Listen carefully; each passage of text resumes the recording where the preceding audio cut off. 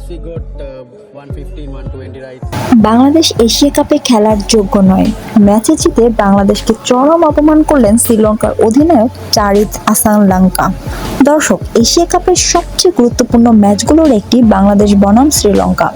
Super ফোরের স্বপ্ন টিকিয়ে রাখতে এই ম্যাচ ছিল টাইগারদের জন্য বাঁচা মরার লড়াই, কিন্তু সেই ম্যাচেই ব্যাটিং ব্যর্থতায় ভুগল বাংলাদেশ।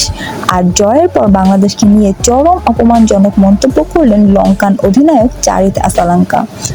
আবুধাবির মাঠে টসে হেরে আগে ব্যাট করতে নামে বাংলাদেশ। ইনিংসের শুরুতেই ভয়াবহ বিপর্যয় পড়ে দলে। ওপেনার তামজিদ তামিম কিংবা পারভেজ ইমন কেউই দাঁড়াতে পারেনি লঙ্কান বোলারদের সামনে। মাত্র 53 রানে 5 উইকেট হারিয়ে ফেলে টাইগাররা। তবে ব্যর্থতার দিনে হাল ধরেন লোয়ার মিডল অর্ডারের দুই ব্যাটার জাকের আলী অনিক ও শামীম হোসেন পাটোয়ারি।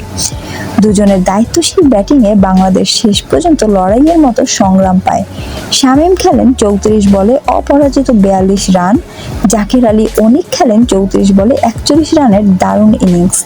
তাদের 86 রানের অক্ষত জুটিতে বাংলাদেশ 20 ওভারে 5 উইকেটে হারিয়ে সংগ্রহ করে 139 রান। 140 রানের এই মাঝামাঝি লক্ষ্যে তারা করতে নেমে শুরুতে কিছুটা চাপে পড়ছিল শ্রীলঙ্কা, তবে শেষ পর্যন্ত সহজ জয় নিয়ে মাঠ ছাড়ে তারা। এদিকে ম্যাচ শেষে সংবাদ সম্মেলনে এসে চরম বিতর্কিত মন্তব্য করে বসলেন শ্রীলঙ্কার অধিনায়ক চারিত আসালাঙ্কা। তিনি বলেন, আমরা আগেই বলেছিলাম এই ম্যাচ আমরা জিতব। বাংলাদেশ আসলে এশিয়া কাপে খেলার যোগ্য নয়। তাদের ব্যাটিং আর বোলিং লাইন আপ এতটাই দুর্বল যে আমার কাছে মনে হয়েছে তারা হংকংয়ের চেয়েও নিচে। এভাবে খেলতে নামলে এশিয়ার বড় দলগুলোর সঙ্গে প্রতিদ্বন্দ্বিতা করার কোনো সামর্থ্যই নেই বাংলাদেশের।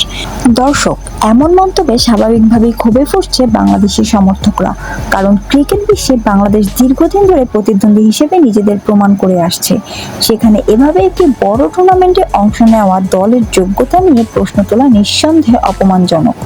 আপনারা কি মনে করেন, আসালাঙ্কার এই মন্তব্য কি কেবল উত্তেজনার বশে বলা কথা, নাকি সত্যিই বাংলাদেশ দলকে খেলায় দুর্বলতা ফুটে উঠেছে? কমেন্টে জানাতে ভুলবেন না।